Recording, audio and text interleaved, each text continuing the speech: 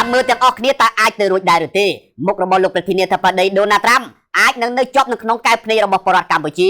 ឬក៏ពលរដ្ឋទូទាំងពិភពលោកជារៀងរហូតគឺអាចនឹងជំនួសមុខលោក Benjamin Franklin លើក្រដាស់ប្រាក់$100ដែលពលរដ្ឋខ្មែរនិយមហៅថាតាសមុំបើអ្វីសម្រាប់តាមផែនការក្រោយលោក Wilson ដែលជាសមាជិកសភាមកពីគណៈបក្សសាធារណរដ្ឋប្រចាំរដ្ឋ South Carolina បានតាក់តែងសេចក្តីព្រាងច្បាប់ស្នើឲ្យបោះពុម្ពក្រដាស់ប្រាក់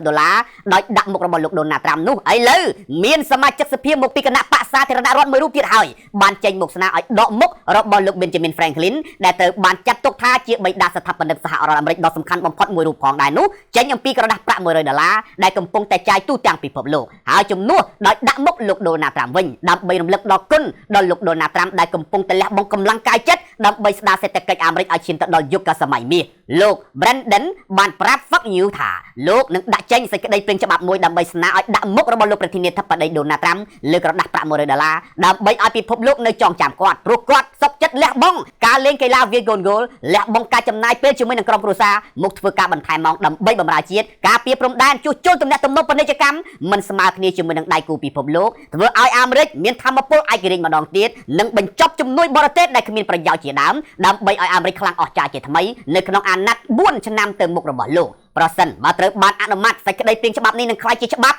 ដែលណែនាំឲ្យរដ្ឋមន្ត្រីក្រសួងរដ្ឋាភិបាលឲ្យចេញផ្សាយក្រដាស់ប្រាក់$100ជាថ្មីដែលមានមុខលោកដូណាល់ត្រាំនៅចុងឆ្នាំ2026អមដោយគោលដៅឲ្យដាក់ចរាចរណ៍ទូទាំងពិភពលោកនៅឆ្នាំ2029បើទោះបីជាយ៉ាងណាការផ្លាស់ប្ដូរមុខមេដឹកនាំលើក្រដាស់ប្រាក់$អាមេរិកមិនមែនជាកិច្ចការងាយស្រួលនោះឡើយហើយការផ្លាស់ប្ដូរលើកចុងក្រោយគឺធ្វើឡើងនៅឆ្នាំ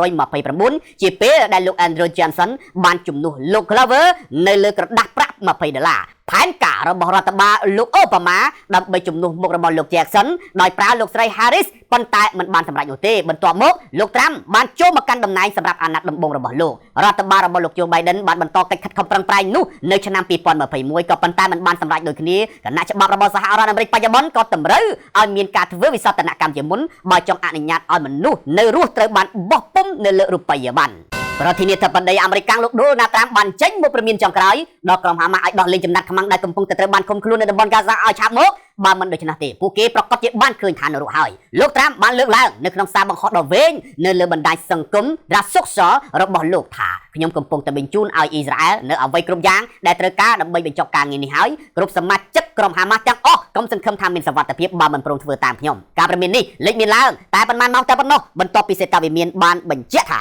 ខ្លួនកំពុងតែធ្វើកិច្ចការពិភាក្សាដោយផ្ទាល់ជាមួយនឹងក្រុមហាម៉ាស់ជុំវិញបញ្ហាចំណាត់ខ្មាំងលោកត្រាំបានលើកឡើងបន្តនៅក្នុងសាររបស់លោកថាក្រុមហាម៉ាស់បានឃើញឋាននរកបើចំណាត់ខ្មាំងមិនត្រូវបានដោះលែងឲ្យបានឆាប់លោកបានបន្ថែមថាដោះលែងចំណាត់ខ្មាំងទាំងអស់ឥឡូវនេះមិនមែននៅពេលក្រោយទេហើយប្រគល់សាកសពទាំងអស់នៃមនុស្សដែលអ្នកបានសម្លាប់បើមិនដូច្នោះទេគ្រប់សមាជិកក្រុមហាម៉ាស់កុំសង្ឃឹមថាបានឃើញពន្លឺថ្ងៃតទៅទៀតឲ្យសោះមហាយៈចិនបានព្រមានអាមេរិកថាខ្លួនបានត្រៀមរួចជាស្រេចហើយដើម្បីធ្វើសង្គ្រាមគ្រប់ប្រភេទជាមួយនឹងទីក្រុង Washington បន្ទាប់ពីបានសងសឹកវិញប្រឆាំងនឹងការដំឡើងពន្ធពាណិជ្ជកម្មរបស់ប្រធានាធិបតីដូណាល់ត្រាំនោះមហាអំណាចសេដ្ឋកិច្ចកម្ពុជាទាំងពីររបស់ពិភពលោកបានខិតកាន់តែគៀកទៅហើយនៃសង្គ្រាមពាណិជ្ជកម្មបន្ទាប់ពីលោកត្រាំបានដាក់ពន្ធបន្ថែមទៅលើទំនិញទាំងអស់របស់ចិនរហូតដល់ 20% ចិនបានសងសឹកយ៉ាងឆាប់រហ័សវិញដោយយកពន្ធ10ទៅ15% ទៅលើផលិតផលកសិកម្មរបស់អាមេរិកស្ថានទូតចិនបាននិយាយនៅលើបណ្ដាញសង្គមអីថាប្រសិនបើសង្គ្រាមគឺជាអ្វីដែលសហរដ្ឋអាមេរិកចង់បានមិនថាសង្គ្រាមពន្ធគយសង្គ្រាមពាណិជ្ជកម្មឬក៏សង្គ្រាមប្រភេទផ្សេងទៀតទេ